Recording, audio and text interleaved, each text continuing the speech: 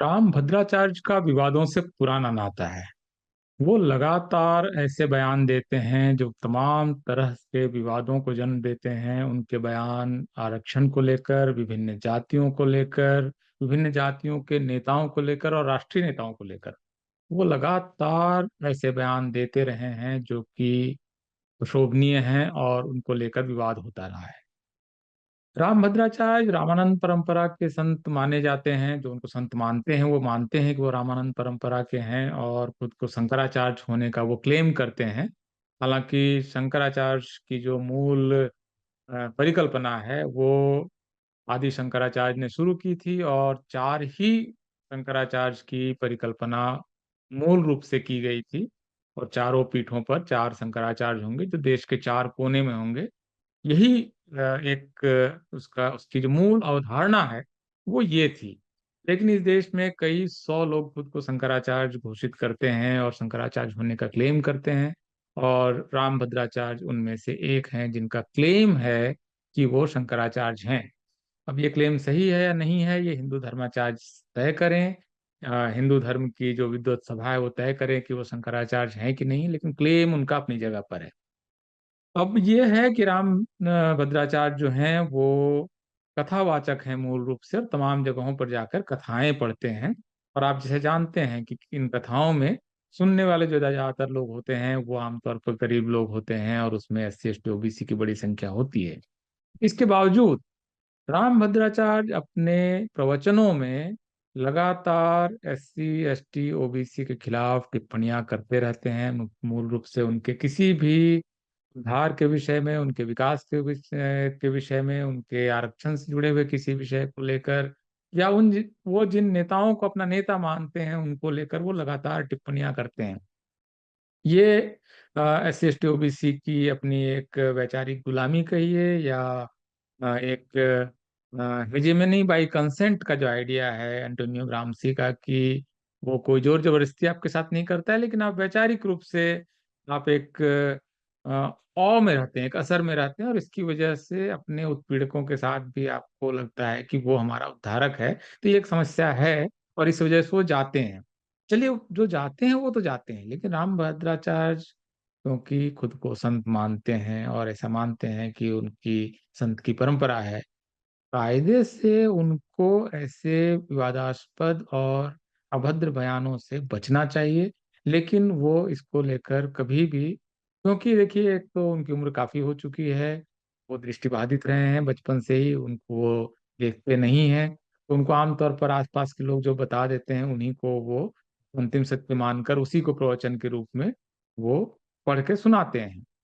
अभी उसको इस आयु की इस अवस्था में और इस तरह से वो एक शारीरिक रूप से विशिष्ट रूप से वो एक स्थिति में है, उसकी वजह से एक उदारता की उम्मीद ये भी की जाती है आलोचकों से कि वो उनको लेकर एक उदारता बरतें और उनको लेकर कोई बहुत कड़वी बातें ना करें।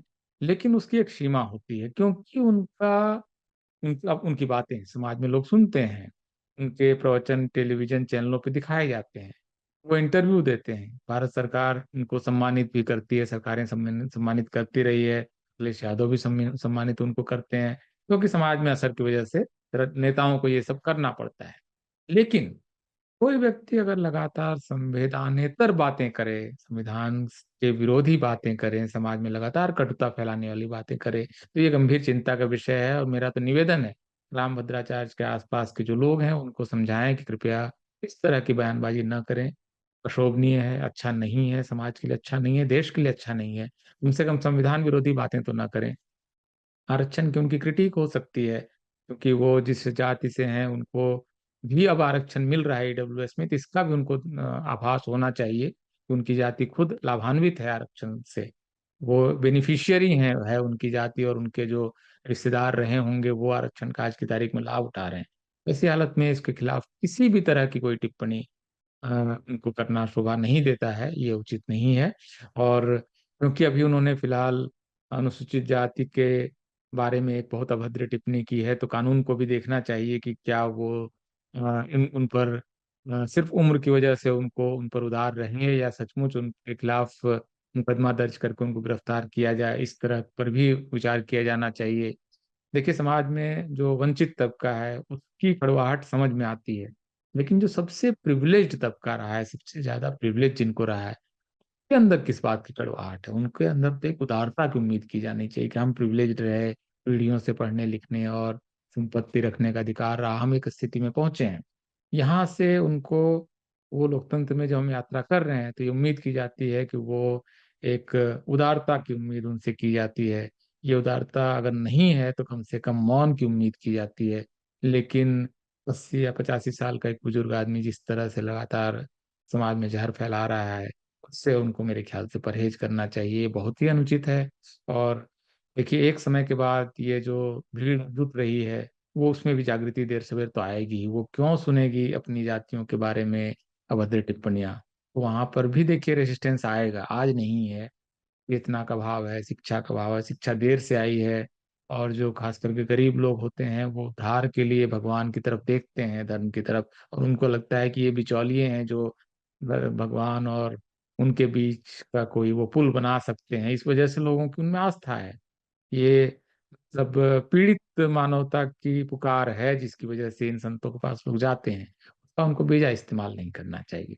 इसको, इससे उनको मेरे ख्याल से बचना चाहिए और कानून अपना काम करे ऐसे मामले में। मैं ये उम्मीद करता हूँ।